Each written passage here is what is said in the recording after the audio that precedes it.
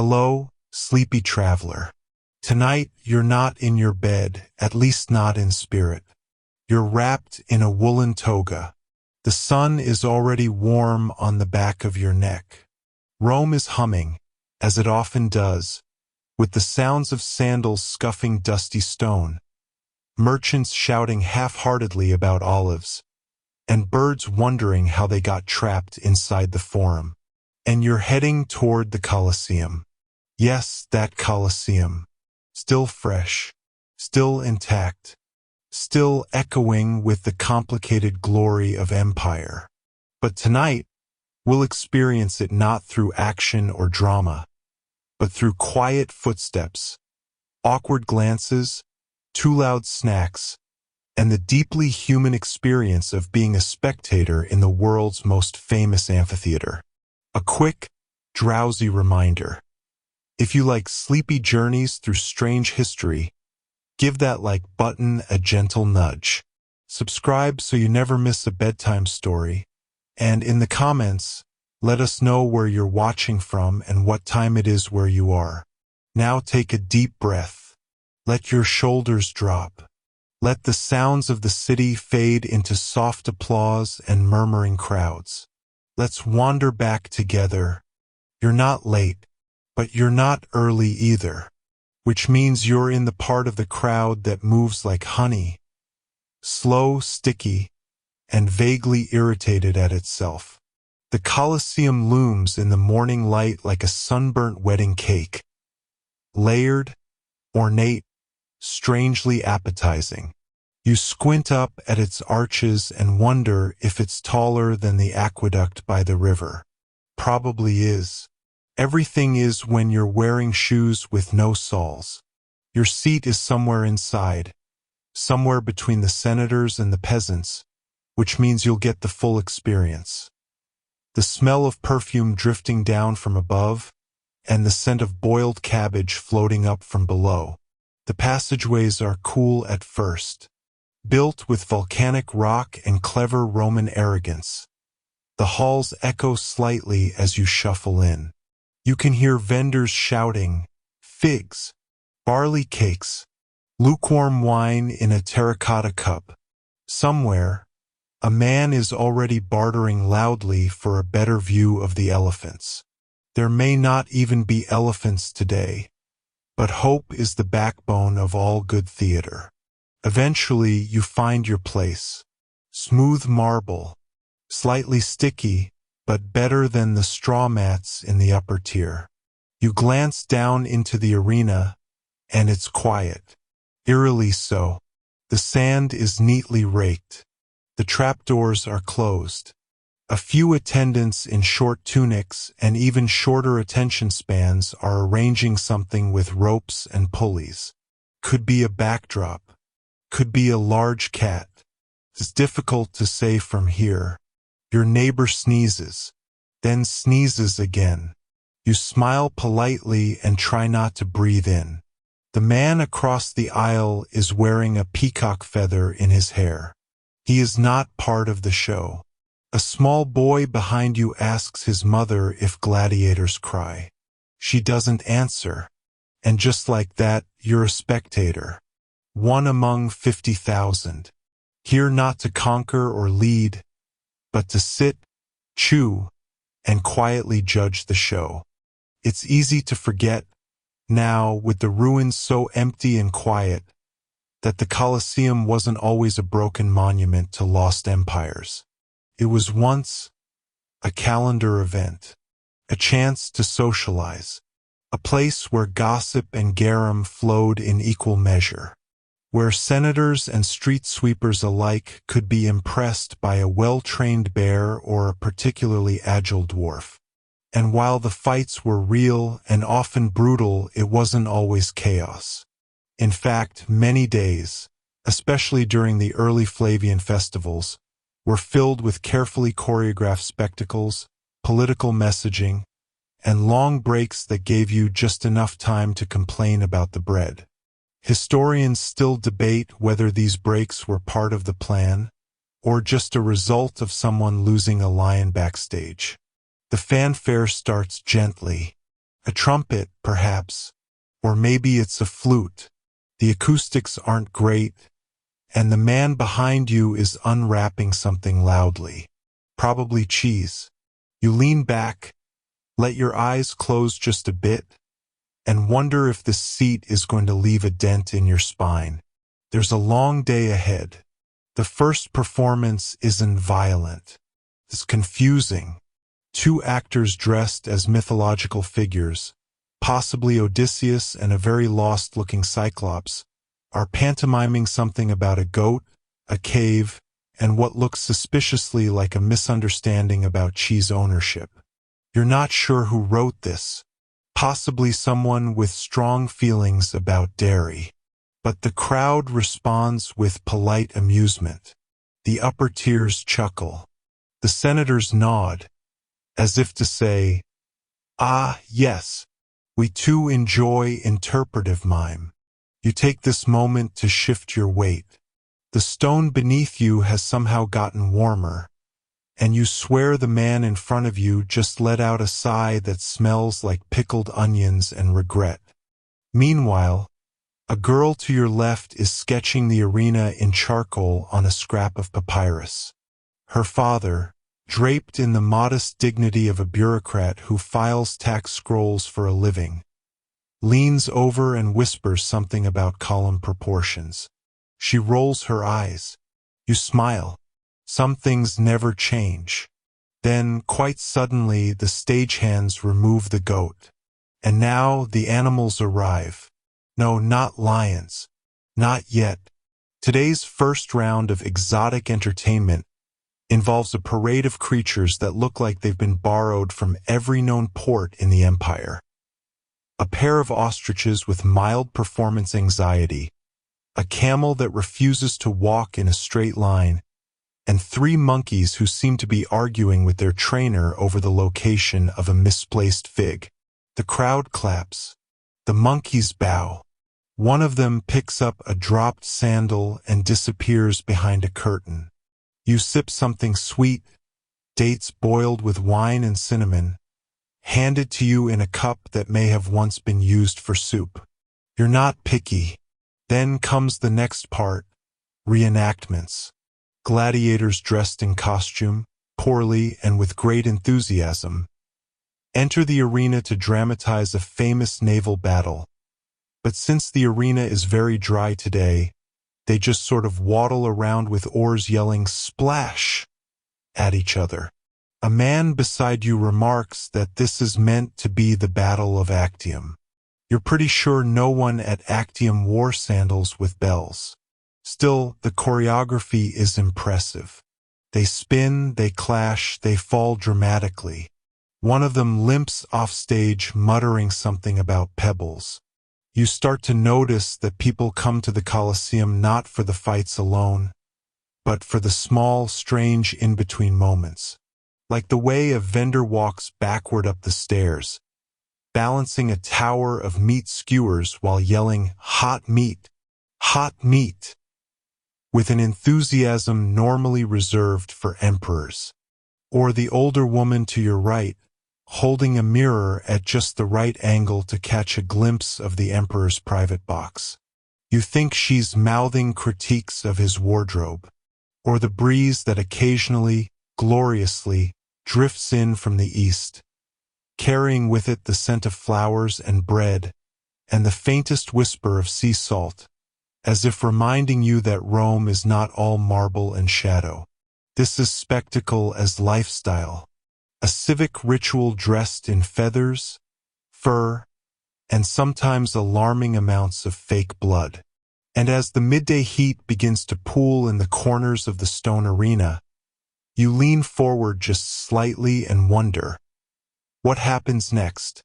Because next is the real show, the one with weapons and rules, sort of. You might think a gladiatorial match is a lawless thing. Blood and dust and shouting. Men fighting to the death because someone in the audience had a bad week and wants catharsis. But it's not chaos. It's theater. Brutal, yes, but also choreographed, strategic, and strangely ceremonial. Right now, two men are stepping onto the sand. One is wearing a helmet shaped like a fish. The other is carrying a net. This, you learn, is intentional. The first man is a secutor, the pursuer. Heavy armor, curved sword, trained to charge. The second is a retiarius, the net fighter. Light armor, a trident, and a net he's clearly borrowed from someone's fishing boat. The idea is tension. Heavy versus fast. Power versus agility. Sword versus dinner utensil. The crowd murmurs its approval. Historians still debate whether these pairings were entirely random or tailored to narrative arcs, like ancient Roman WWE. Some believe the crowd influenced matchups. Others suspect imperial whispers in the background, nudging stories toward politically satisfying endings. Whatever the case, the two men begin their slow circle. They don't lunge immediately. This isn't a tavern brawl. It's a dance. Each step deliberate. Each movement calculated to display not just strength, but poise, balance, and above all, control. Because losing your footing in the arena is embarrassing. Losing your footing and your spleen is worse. You can hear the scrape of sandals on sand, the creak of leather armor, the occasional squawk from a hawk circling above, hoping someone drops a sausage. Then action. The net flies, misses. The crowd groans. The secutor lunges, blade flashing in the sunlight, and the retiarius ducks, rolls, comes up swinging with his trident like he's harvesting particularly aggressive wheat. They trade blows, then pause, then start again. It goes on like this longer than you expected, because gladiators aren't supposed to die quickly. That's not entertaining. The longer they fight, the more the crowd leans forward. And the more the crowd leans forward, the more a fight becomes story. Eventually, one man falls. Not dead, just winded, possibly reconsidering his career choices. There's a moment of theatrical stillness. Then comes the question, should he be spared? You don't get a vote, but the emperor might. Sometimes he gives a thumbs up, sometimes a thumbs down, sometimes he waves vaguely, and the crowd pretends to know what he meant. Today, the decision is mercy. The crowd cheers. The fallen man is helped up, dusted off, and probably given a figure, or at least a moment in the shade. You exhale slowly. This is a lot for midday entertainment, and it's only just beginning. By now, the sun is high and loud above your head. Its rays fall like spears on the stone steps, baking sandal soles and toasting the top layer of the crowd into a soft, communal glaze. This is when you'd expect a break. And there is one, sort of, but it's not the kind of break where everyone leaves the theater and enjoys a peaceful sandwich beneath a tree. It's the kind where people open wineskins, unwrap roasted chickpeas from linen cloth, and watch convicted criminals reenact ancient myths with very real consequences. They call it Meridiani, the midday interlude, and it's possibly the darkest hour of the whole day. Here's how it works. Rome, always theatrical, always efficient, has decided that public executions should double as cautionary tales.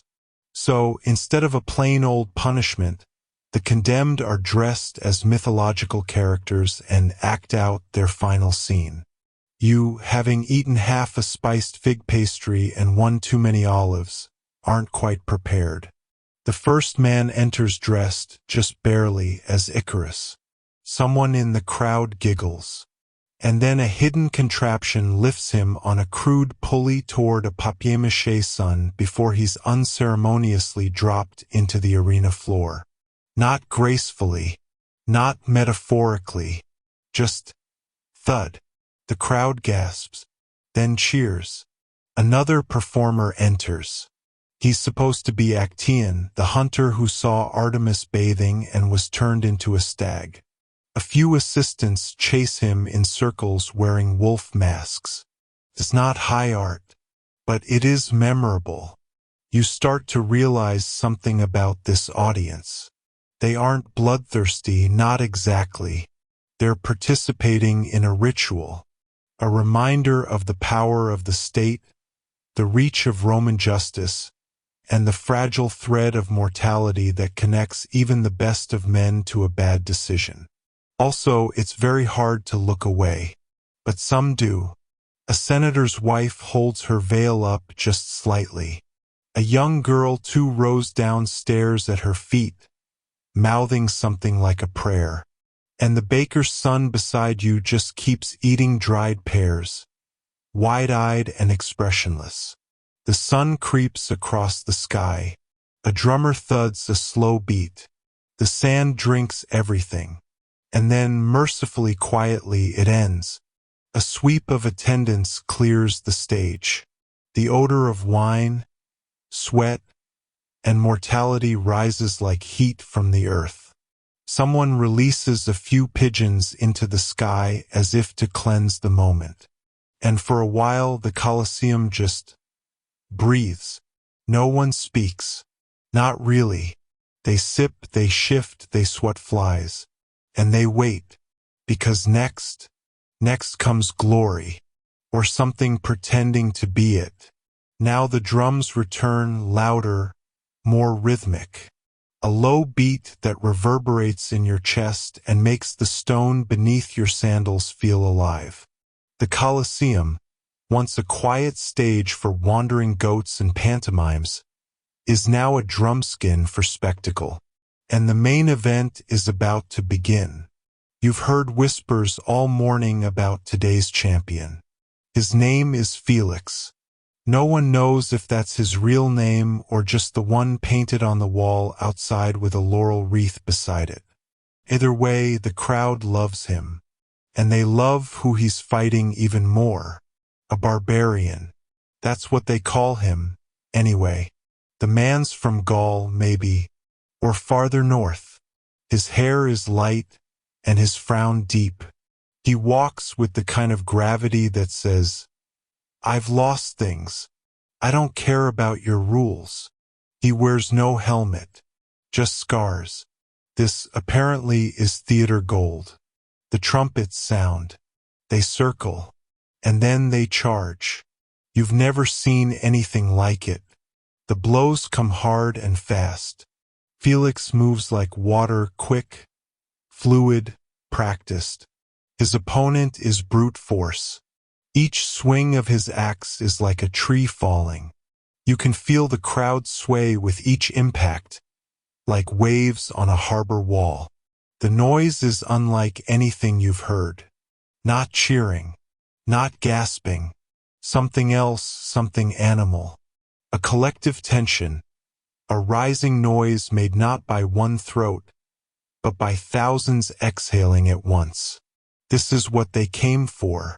Not death necessarily, but risk. The razor-thin margin between triumph and tragedy. The exact moment when a blade almost connects. When a man stumbles and the world tilts with him.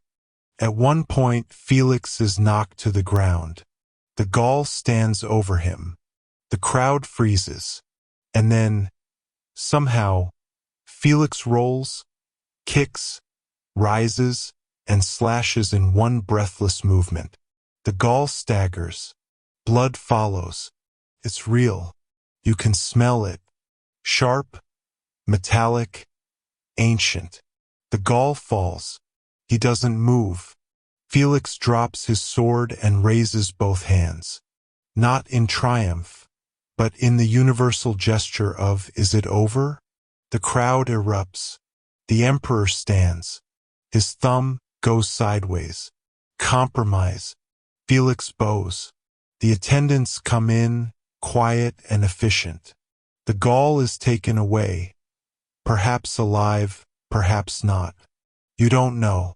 And for now, neither does anyone else. All that remains is the noise, and the strange, giddy silence that follows it. This is not a world of right or wrong. It is a world of spectacle. And for now, you are part of it.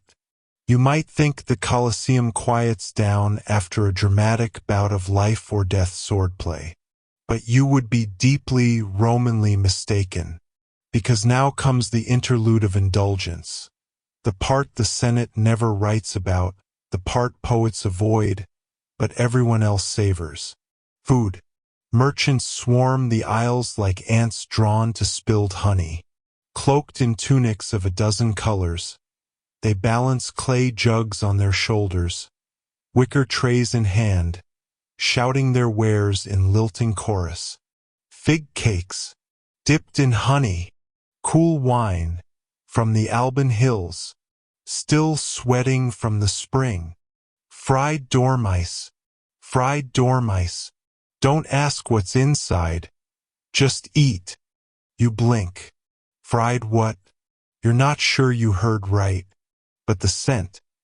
Savory, oily, sweet with cinnamon. Suggests someone nearby is tucking into something suspiciously rodent-sized and loving every bite. It's not gourmet, but it's Roman comfort food. A kind of culinary carnival, the ancient answer to stadium nachos.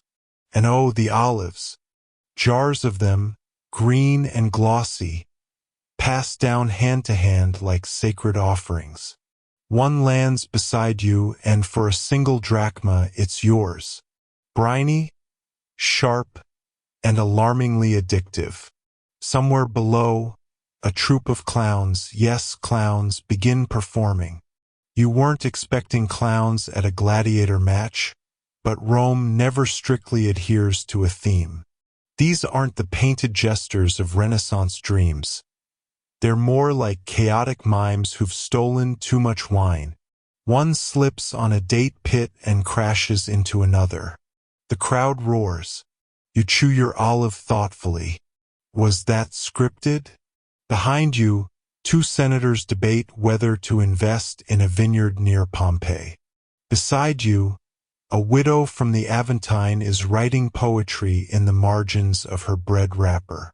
And in front of you, a boy in a goatskin tunic keeps trying to sell you miniature gladiator dolls made from bones. He's surprisingly persuasive. The heat begins to mellow. A breeze stirs. It smells of oil, dust, crushed mint leaves, and anticipation. Because what's coming now is the Venetians. The beast hunts. And this is where things get wild. The beast hunts begin mythical drama in real sand. First come the boars. Big ones. Real tusks. Real attitude. Released from iron gates, they snort and skitter into the arena. Wild eyes sweeping across the chaos. Their hooves kick up little explosions of sand as they dart in zigzags, confused and furious in equal measure. The hunters follow. These are not your armored gladiators from earlier. These are the venators, specialists trained to handle every beast from jungle cats to Nile crocodiles. They wear tight leather. Some even carry nets. And unlike the earlier fighters, they perform more like dancers than soldiers. They do not kill quickly. They perform. One hunter twirls his spear before hurling it, not to pierce the boar, but to pin its ear to the ground. It shrieks half in pain, half in protest. You shift uncomfortably. The man beside you claps politely. He's seen worse. Next come the ostriches. Yes, ostriches. They are baffled to be here. One pecks a cushion tossed into the ring. Another runs in a perfect, aimless circle. The crowd laughs. A child drops their pomegranate seeds in delight. They're not here to fight. They're here to entertain. But Rome doesn't stop there. Next up, Leopards. Yes, actual leopards. they arrive with handlers who barely look old enough to grow beards.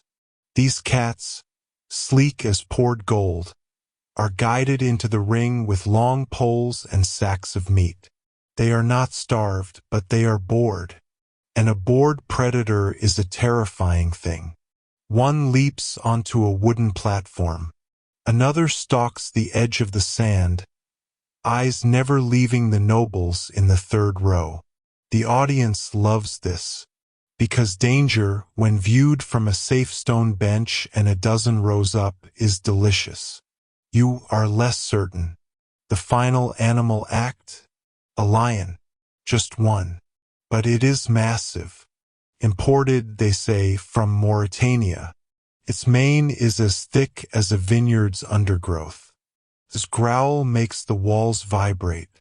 It enters without handlers, and for a long moment, simply sits in the middle of the sand, unbothered, unimpressed, utterly regal. And then a burst of motion. A rabbit is released. What follows is not a chase. It is a slow, inevitable advance. The lion doesn't even run. It walks, stalking like a king already confident in his banquet. You're not sure if you should cheer, cry, or take notes for a future dinner story. The rabbit runs, and runs, and runs. The crowd chants, "Rapax! Rapax! Predator!" But before the lion can strike, the arena doors swing open again. A trumpet blares. A chariot rolls out. It's painted purple. Two jesters hang off the side. And standing in it, wearing an oversized helmet and holding a wooden sword, is the festival's honorary child emperor, elected by the crowd last week in a very theatrical bakery contest. He raises the sword. The crowd hushes, and then, mercifully, he lowers it. The lion is spared. The rabbit, no one knows. Everyone exhales, and then erupts in applause. The animal games are done. And now, as the sun begins to droop behind the Colosseum's outer arches, everyone begins whispering about the final match. The grand finale. A duel between two champions who have never lost. You, dear spectator, may have chosen the wrong day to skip breakfast. The final duel. Gladiator gods among mortals. By now, the sun is lower in the sky. It flattens into a golden disk, slipping lazily behind the outer walls of the Colosseum. Light slants across the seats, catching on mosaic pins, helmet plumes, and the glitter of spilt wine. You're drowsy, a little sunburned, slightly dizzy from olives and excitement. But you are not leaving. No one is, because the announcer has just stepped into the sand. He is tall, clad in the white and crimson tunic of a public herald. A man used to being ignored at forums, now speaking before 50,000 people. His voice is deep, sharp, ceremonial. He names the first combatant. A murmured gasp ripples through the crowd like a wave chasing itself up a beach. You recognize the name. Marcus of Ravenna. Tall, undefeated, rumored to have taken down a tiger with nothing but a dagger. And his opponent, Tigress of Numidia, smaller, faster, meaner, known for dodging 5 spear thrusts in a row and making a joke after each one. The gates open. First comes Marcus. He walks as if the ground were too soft for him. Each footstep lands with confidence, like he owns the arena. His helmet gleams. His trident is slung over one shoulder like a farmer's rake, casual and deadly. He doesn't wave. He doesn't need to. The crowd chants anyway. Marcus! Marcus! Then Tigress. He runs into the sand, somersaults, sticks the landing. His net is twirled above his head like a circus act, and his short sword glints like a silver thong. He grins at the crowd, blows a kiss to someone in the 10th row, possibly you, and then the drums begin. A low, thunderous rhythm.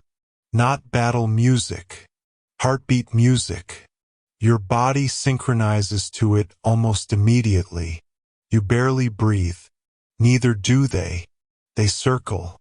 Marcus lunges, slow and heavy. Tigress dodges, rolling in the sand, leaving a perfect spiral print. His net flashes out, misses. Marcus swings low. Tigress ducks. The crowd gasps. Your foot twitches involuntarily. A child 3 seats down spills his figs. The duel goes on. It is graceful, horrifying, fast, and slow. Marcus pins Tigress. Tigress escapes. Tigress stabs Marcus' thigh. Marcus limps, but barely flinches. You've never seen anything like it. Not in plays. Not in war stories. This isn't just violence. It's art. Somewhere above, you hear someone whisper, "This is what gods must fight like." Then suddenly it ends. Not with a scream, not with blood, but with Tigress kneeling in the sand, his net discarded, his chest heaving. He's yielded. Marcus raises his trident but does not strike. Instead, he looks up, to the Emperor's box. The Emperor, an aging man with a neck heavy with laurels, raises his hand. And with one simple gesture, he signals mercy. Tigress will live. The crowd explodes. Flowers are tossed. Coins, too. A woman in silk throws her bracelet. It hits a senator and he doesn't even blink. The 2 gladiators bow. They leave the ring, limping, glittering, applauded by thousands. And you realize you forgot to breathe. Departing the arena, the long, loud walk home. The games are over. The final horn sounds, low and tired, like a distant conch calling sailors home. And just like that, the Colosseum begins to empty. Not all at once, not with chaos, but with the practiced rhythm of a place that has emptied itself 1,000 times before. You rise from your seat slowly. Your legs ache. Your tunic is rumpled. Your throat is dry. You feel vaguely like you've returned from a dream. One filled with lions, jesters, clowns, coins, and gods with broken helmets. And you are not alone. Tens of thousands of Romans shuffle toward the archways. Some are already deep in discussion. Did you see the spear throw? No, the ostrich bit the other man. That lion by Minerva, I think it looked at me. People laugh. Some weep. Some already plan to come again next month. You descend the stairways slowly. Marble steps stained slightly from centuries of sandals. Bits of feather litter the floor. A broken wreath. Someone's half-eaten pastry. Then the outer arches. Sunlight again. Soft and golden and far too gentle for what you've just witnessed. You blink. The forum is visible in the distance. Children are chasing pigeons in the plaza. Bread vendors are reopening their stalls, already ready to feed this strange, sated parade of humanity. And the Colosseum? You look back at it. It looms patient and proud. Its arches catch the last of the sunlight like open mouths filled with gold. And inside, the sand waits, still warm, still stained, still sacred. Back to the streets. The city reacts. The Colosseum may have emptied, but Rome has not. It has only shifted. You're part of a tide now, A tide of chatter and sunburn and drifting perfume. A walking mosaic of citizens, foreigners, merchants, philosophers, pickpockets, wine-drunk senators, and sleepy toddlers draped over their mothers' shoulders like forgotten cloaks. The air buzzes, not with horns or hammering, but with something more electric: memory. What just happened in the arena isn't staying in the arena. It spills out, onto lips, into songs, in overacted retellings at every corner wine cart. The charioteer who didn't crash becomes a comet. The juggler who tripped becomes a tragic hero. Marcus and Tigris? Already legends. You pass a group of boys reenacting the final duel with sticks. One has wrapped a fishnet around his arm. The other is wielding a broom like a trident. Their grunts and flails mimic the rhythm of the arena. A few old men nod approvingly. Further on, you hear an older woman muttering, "They used to let gladiators die. Not like now. No fire anymore." Her companion shrugs. "Better to live for another show, eh?" You're not sure what you think. Did you want more blood? Did you want less? You mostly want water. Luckily, a vendor nearby is selling barley drinks out of a clay jug with beeswax caps. You sip, letting the sour chill slide down your throat. Tastes like relief, like not being the one in the sand. As you wander, you begin to hear fragments of stories being born. They say the lion bowed. The emperor's niece was watching from behind a curtain. I swear he dodged 5 spears. 5. Rome doesn't need scribes. It has mouths, ears, the heat of shared experience. By tomorrow, all this will be carved into tavern songs and street poems, chalked on alley walls, whispered through bedroom windows. You smile. You were there. And that matters. The night after, dreams of sand and roar. By the time you return to your insula, a 3-story tenement squeezed between a baker's shop and a pottery kiln. The sky has turned indigo. The stars come out like quiet witnesses. Rome exhales. Torches flicker. Windows glow. Somewhere, a lute is being strummed off-key. You lie back on your mat, exhausted, too full of dust and spectacle to sleep, but too tired not to try. You close your eyes, and the dreams come quickly. First, you're back in the stands. The crowd around you is faceless, made of smoke. The sun never moves. Lions leap, but their roars are silent. Gladiators move in slow motion, like dancers underwater. Then suddenly you're in the arena, but not watching, standing. The sand is warm beneath your bare feet. You're holding a shield. The crowd is roaring, but you can't hear them. You hear only your breath, fast and shallow. Your hands tremble. You raise your arm. Across from you someone moves. Not a man. A shadow with eyes. It rushes. You wake, not from fear, but from the weight of awe. You sit up, blinking at the moonlit cracks in your ceiling. You realize, even in sleep, the Colosseum does not let go. It lives behind your eyes now, not as blood or death, but as rhythm. Spectacle. Memory.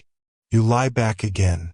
This time you sleep, not as a citizen, but as a spectator who stood on history's edge and saw the lion blink. What the bread sellers whisper. Morning comes slowly in Rome. The sun spills in like warm wine over rooftops, slipping through clay tiles and wooden shutters. Pigeons are already arguing over crumbs near your window. Somewhere below, a baker slaps dough against a wooden board like it insulted his mother. You stretch, not like a lion waking, more like a chair unbending. And soon you're back on the street. You're not heading toward the Colosseum this time. Not directly. You're meandering, following smells, fragments of gossip, and the vague sense that something interesting is always around the next corner. A vendor hands you a honeyed bun for one as it's too sweet, too sticky, and somehow exactly right. Around the forum, everyone's talking. Not about politics, not about taxes or war, just the games. A senator, heavy in both toga and judgment, is overheard saying, "Today's spectacles lack the virtue of old. There was once meaning in watching a man die." His slave, behind him, rolls his eyes so hard you hear it. But it's not just the elite who have opinions. A washerwoman swears she recognized a retired gladiator fighting again under a new name. "They gave him a beard this time," she says, "as if we can't see cheekbones through blood." Another claims the emperor was secretly rooting for the Thracian. He tapped his right ring finger twice. That means support. Is that true? Historians still argue about the exact gestures used by emperors to signal life or death. Some say a thumb up meant death, others the reverse. Some say the gestures never existed, that it was all rumor. But who needs historians when the bread seller has her own version? No one talks about it, because everyone here knows the arena is a mouth, and mouths do not apologize. And yet, even now, beneath all the labor and weariness, there is pride. They are resetting something sacred, or at least something impressive, and that counts in Rome. The superfans of the arena. You wouldn't think there'd be groupies in ancient Rome, and yet they're here, outside the Colosseum, with little wooden carvings of their favorite gladiators, with slogans scrawled in charcoal on walls, with whispered arguments over who has the better footwork, the sexier stance, the braver eyes. They're called gladiator groupies, and they're very, very serious about this. There's a woman you see almost daily, draped in a faded yellow stola, hair tied back with a red ribbon. She stands in the same spot every time, clutching a small coin with the engraved image of a murmillo. His name, Crescens, is etched faintly beneath it. Best legs in all of Capua, she tells anyone who'll listen. There's also a scribe who carries a stack of wax tablets filled with drawings, amateur sketches of yesterday's matches. He's terrible at noses but excellent at dramatic capes. You even spot a kid holding up a misspelled sign that says, "Gladiators for LYFE." One man proudly shows off a crude tattoo of a trident on his shoulder. Copy of the real one. Spiculus stabbed a lion with this exact move. He says, reenacting the moment, almost stabbing a vendor's cart. It's loud, it's messy, and it's heartfelt. Rome may love its politics, but it adores its performers. In fact, archaeologists once found a graffiti scrawl inside Pompeii that read, "Celadus the Thracian makes the girls sigh." And it's true. Some gladiators, despite being enslaved or condemned men, became celebrities, adored, worshipped, even dreamed about. The same way some people now romanticize pirates or 19th century poets who died dramatically of consumption. Everyone loves a tragic star. And as you walk past them, the fans, the vendors, the hopeful flirters, you realize the arena isn't just about violence or bread or state control. It's about longing, and longing is always loud. The last match and the ghost seats.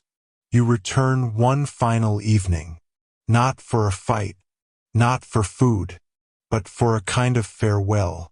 The arena is quiet again. The crowd's gone. Only a few workers remain, coiling ropes, folding canopies, tucking away the remains of a long, thundering season. You step inside, and you sit, high up, where the city fades into a soft haze, and the sand below seems like a memory trying to form again. From here, the arena looks like a giant eye, watching, waiting. You imagine what it's seen, not just gladiators and beasts, but the odd moments.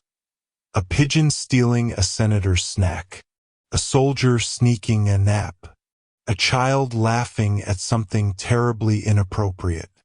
There are marks scratched into the marble beside you, initials maybe, a doodle of a fish, a shape that might be a heart or just an accident. You place your hand over them. You're not the first here, and you won't be the last. The Romans built this place for eternity, and though parts have crumbled, and stones have been carried off, and emperors have fallen, and gladiators have passed into dust, something lingers. Not ghosts exactly, just impressions, as if the air still remembers the sound of sandals, the rustle of tunics, the clash of bronze, as if the Colosseum itself sighs when left alone. You close your eyes, not from fear or sadness, but from the weight of it all, the warmth of history, the sleepy ache of something ancient brushing past your skin. When the arena sleeps. Now, let your breath slow. You are no longer in the crowd, no longer climbing stairs or arguing about seating. The vendors have packed up. The coins have stopped clinking. The drums have long fallen silent. The torches are low, casting flickers on weathered stone. And somewhere beneath your feet, in the long, dark corridors of the Colosseum, the wind carries old voices. Not loud, not frightening, just soft echoes that wander. Perhaps they're talking about yesterday's fight, or maybe they're simply laughing, sipping watered wine, waiting for sleep like you are now. Your hands are empty. The sand on your sandals has long brushed away. Your tunic is creased from the bench. Your shoulders warm from a day of Roman sun. And above you, the stars arrive. Slowly, one by one, they press their faces against the night sky, quiet spectators, watching the earth below perform its small, endless dramas. You don't need to stay awake for the ending, because history, like the Colosseum, will still be here tomorrow. So rest, friend. Let the marble cradle your memory. Let the arches breathe around you. And let the arena, vast, cracked, holy in its own peculiar way, whisper its lullaby until even the lions curl up and dream. Good night from the Bedtime Sleepy Historian. And thank you for wandering with us.